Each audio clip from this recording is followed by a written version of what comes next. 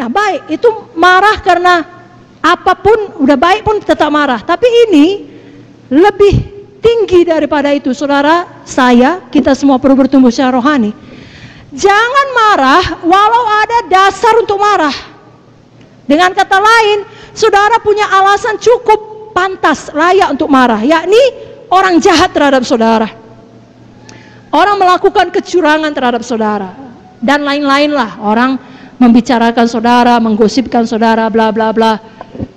Begitupun tetap jangan marah. Bukan saya yang bilang, Alkitab yang bilang. Mari buka Alkitab saudara.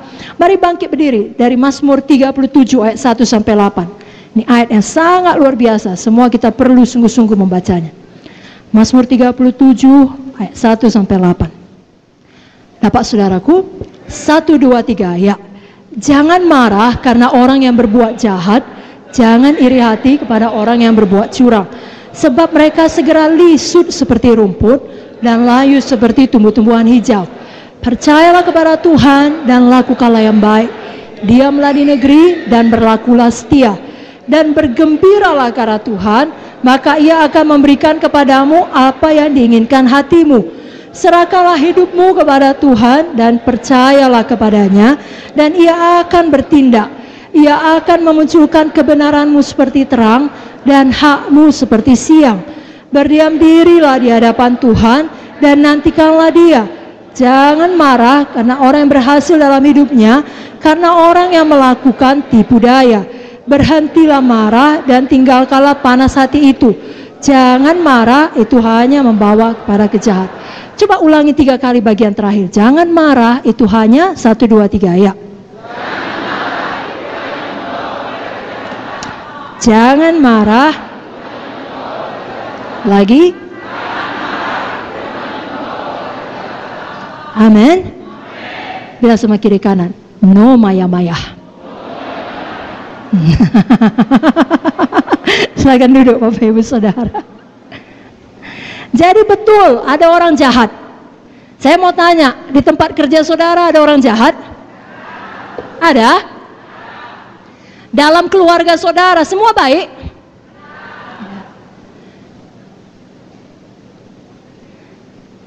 Di mana saudara beraktivitas, apakah di situ ada orang yang berbuat curang? Pantaskah kita marah? Pantas. Tapi apakah kita marah? Kenapa? Karena Roh Kudus di dalam. Kita tidak mau mendukacitakan Roh Kudus. Pendapat siapa lebih berharga? Pendapat dia atau pendapat Roh Kudus?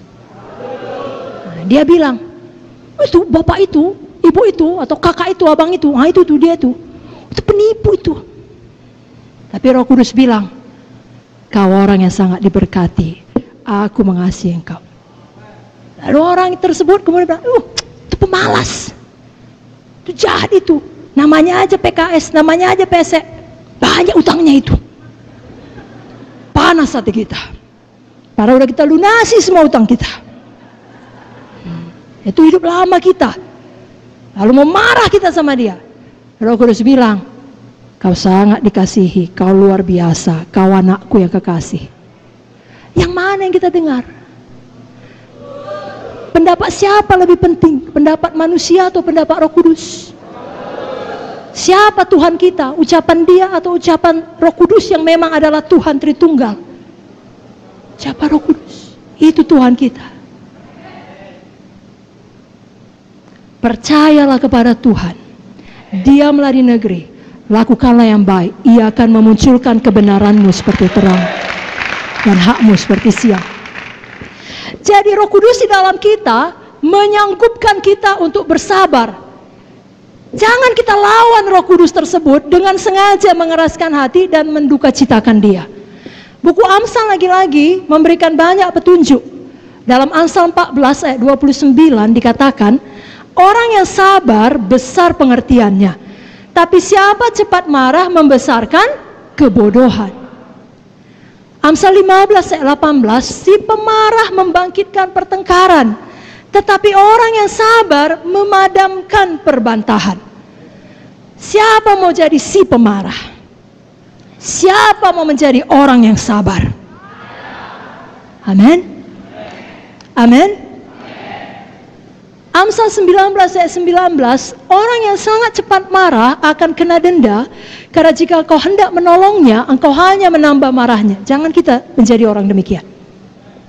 Amsal 20 ayat 3, terhormatlah seseorang jika ia menjauhi perbantahan, tapi setiap orang bodoh membiarkan amarahnya meledak. Roh Kudus menolong kita sehingga kita bisa menguasai diri kita. Itu salah satu buah roh, penguasaan diri. Amin, saudara. Kita mau menjadi orang yang terhormat. Nah, saudaraku, sama seperti hubungan antar manusia, bisa dekat, bisa intim. Ini kita ada banyak di sini. Semua kita satu keluarga, kan?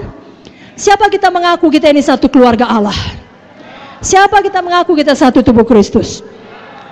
Tapi walaupun kita semuanya satu tubuh Kristus, satu keluarga Tuhan di Gereja Kemenangan Iman Indonesia, kita kalau dengan jujur, ada di antara kita yang hubungannya lebih dekat, ada yang lebih renggang. Betul? Hubungan saya dengan saudara tentulah lebih renggang bila dibandingkan dengan hubungan saya dengan Ibu Munte atau Ibu Victoria. Betul? Saya lebih intim dengan mereka. Demikian juga Roh Kudus ada di dalam kita, tapi kedekatan kita dengan Roh Kudus, keintiman kita dengan Roh Kudus, itu semuanya terserah kepada kita. Tergantung kepada kepatuhan kita kepadanya. Bila kita dengan sengaja menduka citakan Roh Kudus, nah bukan berarti saudara kehilangan keselamatan saudara, saudara terancam masuk neraka, tidak. Saudara punya jaminan keselamatan. Yesus mengampuni dosa saudara, dosa yang lalu, dosa yang sekarang, dosa yang akan datang. Wah, itu saja cukup untuk buat saudara bersorak-sorai. Bersorak-sorai, tepuk tangan dulu. Tidak ada yang lebih penting dari jaminan keselamatan. Namun, walaupun kita tetap selamat, tapi hubungan kita dengan Roh Kudus tidak lagi begitu manis seperti sebelumnya ketika saudara patuh. Kalau saudara jujur, saudara tahu saat-saat itu, ya, ini di waktu saudara berdoa, saudara tidak bisa merasakan apa-apa. Pernah? Jangan diteruskan. Kenapa itu terjadi? Karena misalnya Roh Kudus sudah berkata, jangan lakukan nakku, jangan bohong. Udah, hentikan. Itu gosip nakku. Roh Kudus bilang, nakku jangan gitu. Kalau mau bilang sungguh-sungguh, jangan pura-pura, jangan hidup dalam kegelapan, jangan sembunyi-sembunyi. Lurus saja, tetap juga belak-belik. Roh Kudus bilang, sabar nakku, jangan meledak. Tapi kita keraskan hati. Lalu itu membuat Roh Kudus berduka cita.